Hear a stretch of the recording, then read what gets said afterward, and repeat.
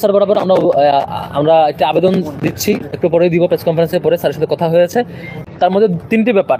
এক নম্বর ব্যাপার হচ্ছে আজকে যে শিক্ষার্থী আমার ব্যাপারে যিনি রিড করেছেন সেই শিক্ষার্থীকে আরেকজন শিক্ষার্থী যিনি বাজে ভাষায় প্রতিক্রিয়া জানিয়েছেন তার বিরুদ্ধে যাতে দ্রুত সময়ের মধ্যে ব্যবস্থা নেয়, যেহেতু নারী শিক্ষার্থীদের প্রতি, কোনো নারী জাতির কোনো সদস্যের প্রতি, নারী শিক্ষার্থীদের প্রতি কেউ অন্যায় অ্যাপ্রোচে, অনৈতিক অ্যাপ্রোচে, বাজে অ্যাপ্রোচে কোনো কথা বললে কিংবা সে অ্যাপ্রোচে কার্যক্রম পরিচালনা করে সেটির বিরুদ্ধে আমাদের অ্যাকশন থাকবে। সে জায়গা থেকে তাকে আইনের আওতায় নিয়ে এসে ব্যবস্থা নেওয়ার জন্য আমাদের অভিযোগ পত্র। আরেকটি হচ্ছে আমাদের চারুকলা অনুষদে আমাদের প্রচারণা মেটেরিয়ালসকে ভাঙার পরে আমাদের নারী শিক্ষার্থীদেরকে যেভাবে বাজে অ্যাপ্রোচে করা হয়েছে সেটিও এই অভিযোগ আওতায় এনেছি।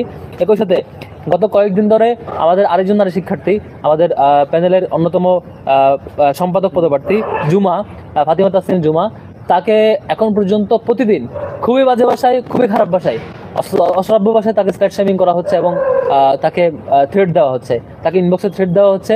কালকেও শতাধিক আইডি দেখে তার ফেসকে অন্য ভিডিও এবং অডিওতে ছবিতে লাগিয়ে, অন্য ছবি এবং ভিডিওতে লাগিয়ে অ্যাড করে তার বিরুদ্ধে অশ্লীল কন্টেন্ট প্রচার করা হচ্ছে এবং তাকে এক প্রকার রীতিমতো বাজে হুমকি দেওয়া হচ্ছে।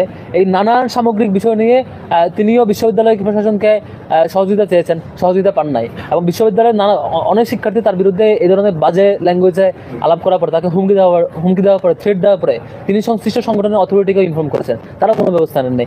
এই সামগ্রিক বিষয়